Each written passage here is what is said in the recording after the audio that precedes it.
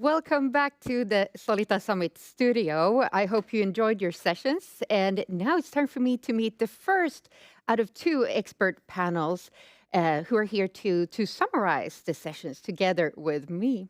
And here next to me, I have three amazing people. We start with Lasse Girs. He's the head of generative AI enablement at Solita, leading the Gen AI studio. And when you're not doing AI magic, you love playing guitar riffs with your bands. You actually have several bands? Yeah. Yes. Amazing. Welcome. And next to you, we have Mayo Samberg. You lead the design unit at Solita Germany and bringing your technology or psychologist mindset to data and AI transformation. So you merge those two worlds together. And you're also passionate about music. You're a bass player. Do you two have a band together? Not yet. We should. You should make it happen. A Solita house band, maybe. Yes. And last but not least, Tuuli Nyberg. Welcome. You're a business lead from Finland, representing Solita's connected data community and helping customers reduce their footprint through technology. And you love the water.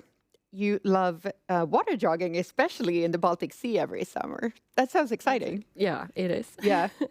Cold also. Cold, but fun. Yeah, but fun. Yes. Welcome. So just to recap, the sessions that we've seen now, or you've seen at least one of them probably, is YIT, Telenor Nordics, TIM, Savings Bank Group, and Outokumpu. So those are the ones that we're going to cover here.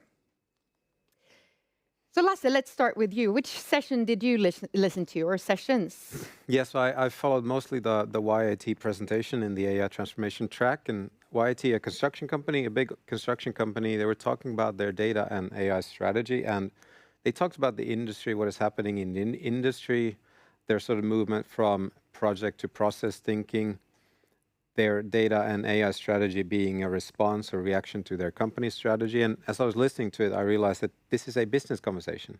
It's not a data or AI conversation. It's a conversation about their business, what is happening, and how they need to respond to what is, happening. And I realized that I think the key to their success there is that everything they do with data and AI is about business. It's business first. It's addressing core business opportunities and issues so it's not the typical, let's do some AI POCs somewhere in the outskirts of business, in the fringe, but they were actually talking about business. And I think that's a key.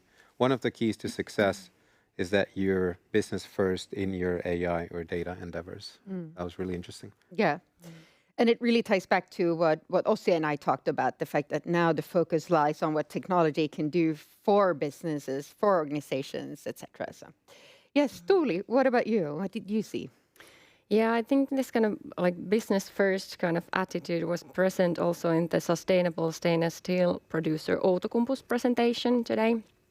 So one could just sit and wait for the effects of the climate change to hit your business and wait for the different regulations to push you to the right direction, or you can start thinking the future direction from your business's perspective. So how are you going to be relevant also in the future when the effects of climate change are growing? And as we heard Ernesto in Ernesto's presentation at Outokumpu, sustainability is really in the core of their strategy. They see that solving the climate change brings also the business opportunities, and being the lowest carbon footprint producer of stainless steel, that brings you opportunities to differentiate yourself from your competitors. Yeah, so I was about to ask what type of company Outokumpu is, but so they produce steel. Stainless steel, yeah, that's true. Yeah. Fantastic. Anything else, or should we move over to Mayo? Sure. Yeah, I was listening into the Telenor. They're a big Nordic telco company, and they're kind of a huge data transformation that they're doing. And I guess the common denominator there is that everything in that transformation is built around the value.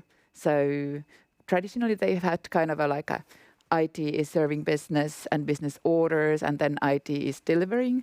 But when the value now is in the middle, it has changed the dynamic. So they need to be like a strategic partners and really collaborate. And one of the key insights that I took from that presentation is that even if you plan big, you need to start small. So kind of carve out your value, carve out your use cases, like where does it actually would create value for the people, and then start building, start experimenting and getting the evidence, the proof that this is actually what is really valuable for all of us. Because people need to see it, people need to feel it, that what is kind of the change there. And then when you're doing that, starting small in the multiple areas, then you can know what to scale and do that. So in her keynote, Rachel mentioned the MIT study that suggests that as many as 95% of all AI pilots fail. And they mentioned this, that those 5% that actually succeed, what they do right is start small, think big, but start small and have a clear focus.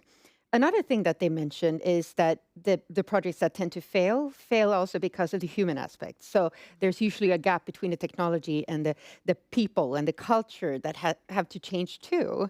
So I'm thinking, did you hear anything about those aspects, like the people and culture aspects in the talks? Sure, this is also the big topic in Telenor. And how would you change people who don't like to change? We naturally resist change as human beings. The learning from the Telenor was quite practical. They said, go to the context. They have multiple countries, multiple business units and functions. Just go and really hear and listen what is kind of how the people are working, how they collaborate, how they learn and understand this.